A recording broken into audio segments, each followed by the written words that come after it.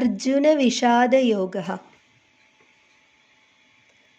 धृतराष्ट्र उवाच धर्मक्षेत्रे कुरुक्षेत्रे समवेदायुयुत्सवः